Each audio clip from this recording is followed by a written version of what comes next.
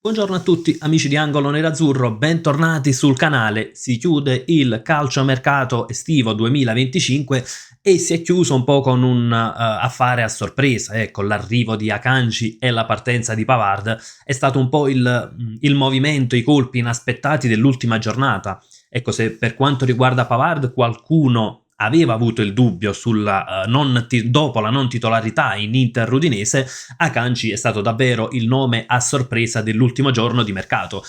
Naturalmente la domanda è ovvia, ma ha avuto senso questo movimento? L'Inter si è rinforzata in questo modo? Cercheremo di andare ad analizzare il colpo Akanji, cosa cambia anche tatticamente per l'Inter, cosa può portare alla squadra di Kivu il difensore svizzero.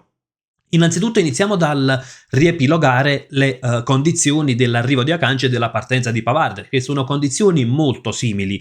Akanji arriva in prestito oneroso per 2 milioni, col riscatto fissato a 15 milioni, diritto che può diventare obbligo se il calciatore raggiunge il 50% delle presenze e l'Inter festeggia il tricolore. Quindi, naturalmente, ci auguriamo che questa condizione possa verificarsi.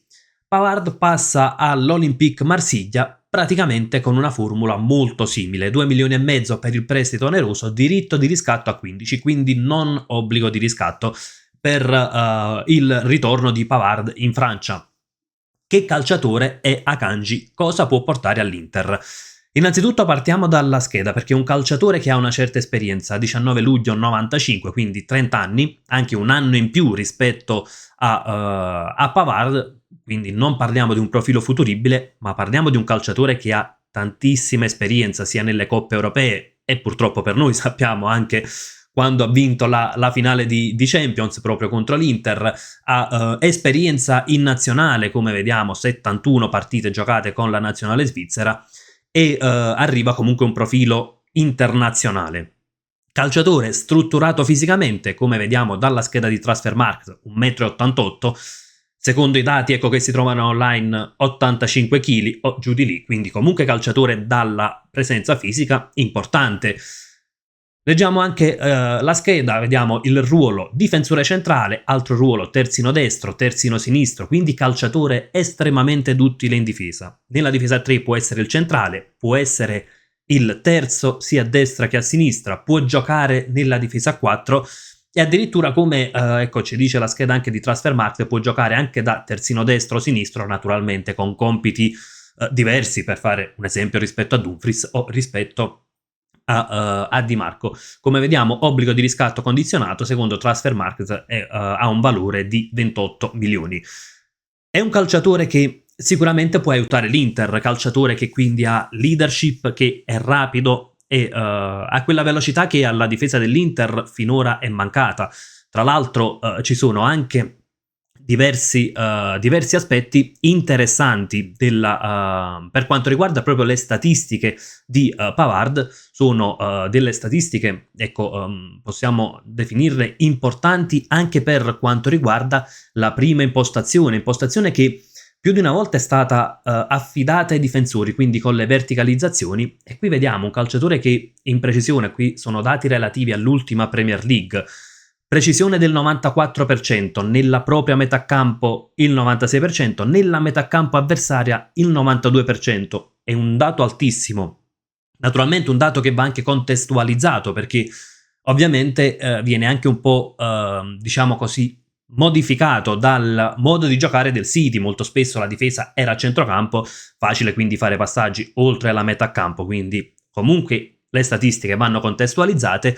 Ci dicono però di un calciatore sicuramente bravo anche palla al piede, palle lunghe precise il 68%, addirittura precisione passaggi pallonetto il 71%, segno di un calciatore che sa impostare la manovra, e non a caso è stato un calciatore cercato appunto proprio da Guardiola, quindi su questo è praticamente una garanzia, il fatto che sia stato il titolare nel City di Guardiola. Per quanto riguarda numeri dal punto di vista difensivo, spiccano le palle recuperate a partita, addirittura 4, poi per il resto sono buoni numeri ma nella media, mentre se andiamo poi invece A riepilogare i contrasti, quindi un altro aspetto, vediamo che non è proprio un calciatore, ecco, dal punto di vista, ecco, del contrasto del duello individuale. Totale contrasti vinti sono 2,3, il 50%, molto più bassi rispetto ai numeri di Acerbi, però comunque al 53% di duelli a terra vinti, al 47% di duelli aerei vinti, possesso perso il 4,7% in questa statistica, esattamente alla pari con Acerbi. Parliamo di un calciatore che fa delle sue migliori qualità, quindi le letture difensive, magari anche l'anticipo, calciatore, difensore moderno, ecco, definirei.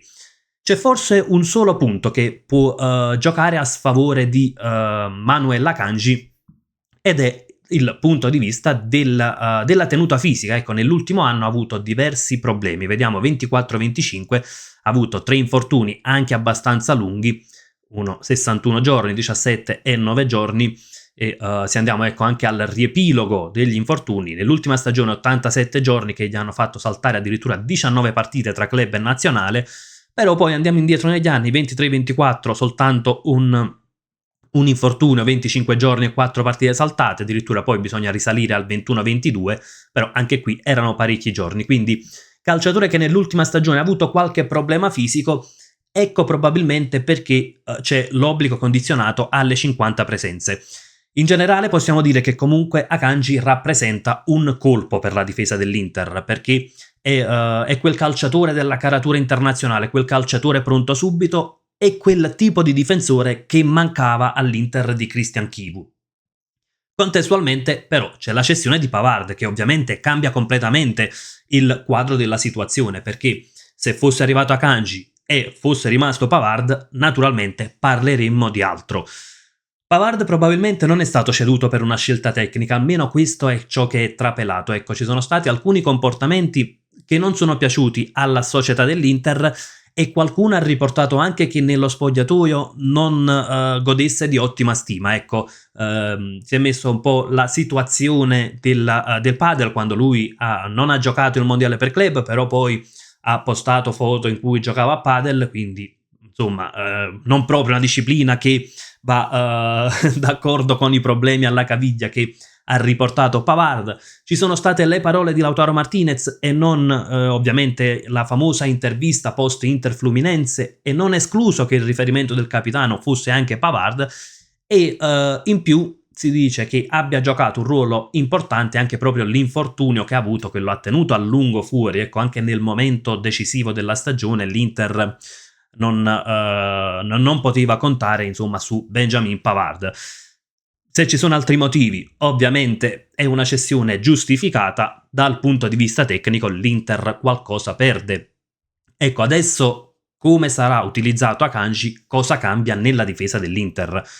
Come detto, Akanji è molto duttile, quindi insomma si aprono tante soluzioni. Se fosse rimasto Pavard, una difesa con Pavard, Akanji e Bastoni, sarebbe stato ovviamente un grandissimo passo in avanti e che avrebbe cambiato anche un po' tutto il giudizio sul mercato dell'Inter.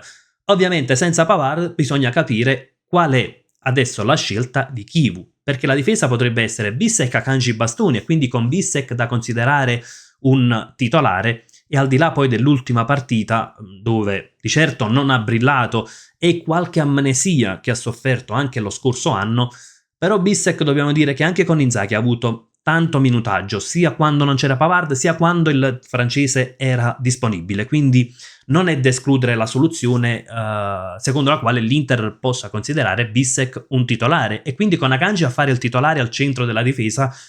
E come dicevamo, un calciatore Akanji che sa impostare, che è rapido, quindi che ha letture difensive, sicuramente un calciatore che può giocare al centro, forse da centrale della difesa 3, anche superiore a Pavard, anzi toglierei anche il forse. Altra soluzione è quella invece di utilizzare Akanji proprio nel ruolo di Pavard, quindi difesa con Akanji, Acerbi, Bastoni.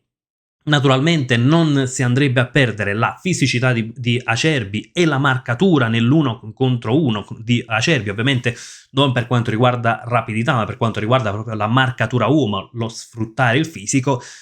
Vero che il centrale di difesa non avrebbe quella rapidità che però potrebbe essere in parte colmata, ecco, da Akanji. Sicuramente anche in questo caso, secondo me, rappresenta un passo in avanti rispetto a Pavard, anche perché all'Inter probabilmente non abbiamo mai visto il miglior Pavard, quindi il cambio Akanji-Pavard in ogni caso rappresenta un miglioramento della difesa dell'Inter, un piccolo upgrade, dal mio punto di vista sicuramente lo rappresenta. L'altra soluzione, che però secondo me è un po' meno probabile, è che l'Inter possa passare alla difesa a 4, perché Pavard-Bastoni non sembrava un'ottima coppia di difensori centrali. Diversamente, invece, con Akanji-Bastoni, con Akanji che potrebbe, ecco, guidare la difesa e Bastoni a fare l'altro centrale. Ovviamente poi bisognerebbe trovare gli equilibri, quindi magari se da un lato gioca Dumfries, per dire, dall'altro può giocare Carlos Augusto e quindi avere un terzino un po' più bloccato, o se da un lato c'è Di Marco, dall'altro un terzino un po' più bloccato come potrebbe essere Darmian, o come in qualche caso proprio Akanji, però poi in quel caso, ecco, cambierebbe la coppia di difensori centrali. È una scelta probabilmente che si è prospettata dopo Inter-Udinese, ecco, dove l'Inter ha evidenziato ancora problemi difensivi. C'è stata l'opportunità dell'ultimo giorno di mercato, opportunità che è stata colta anche in virtù del fatto che l'Inter probabilmente voleva già liberarsi di Pavard, e c'è stata una soluzione dove non c'è stato un esborso economico, meglio c'è stato l'esborso, ma poi contestualmente c'è stato anche l'introito della cessione di Pavard, quindi insomma una situazione che ha portato sì un top all'Inter, che è andato a coprire la partenza di Pavard e che forse fa dall'Inter quel mezzo voto in più per quanto riguarda il mercato. Poi per il resto il mercato è soddisfacente, resta un mercato soddisfacente a metà, perché come abbiamo detto più volte a centrocampo manca fisicità, sulla tre quarti non è arrivato il calciatore che ha estro, che può dare imprevedibilità, che può fare la giocata, oppure che può proprio, ecco, accendere la squadra, come potrebbe essere appunto quel Lookman che è stato tanto desiderato da noi tifosi, che però poi è finito in un nulla di fatto. Quindi un mercato dove bene gli arrivi di Sušić, di Bonny, sicuramente Luis Enrique e Diouf sembrano dei buoni prospetti, soprattutto il secondo, però sono tutti da valutare. Akanji è un calciatore, come detto, di livello internazionale, quindi fa prendere quel mezzo punto in più all'Inter, però insomma ci sono comunque delle situazioni che lasciano perplessi. Il fatto che non si sia andati a cercare ciò che mancava all'Inter, i repentini cambi di obiettivo sicuramente, ecco, rappresentano un'altra situazione non proprio soddisfacente. L'Inter è partita con Lookman, poi è passata all'obiettivo con E, alla fine ha chiuso con Diouf per il centrocampo, prima, ecco, di questo colpo finale. Quindi insomma in totale un mercato che ha lasciato, ecco, un po' perplessi, però quantomeno è arrivato il difensore rapido che può aiutare. Peccato per la partenza di Pavard, però come detto prima, sicuramente Pavard Akanji per me rappresenta un piccolo upgrade della difesa.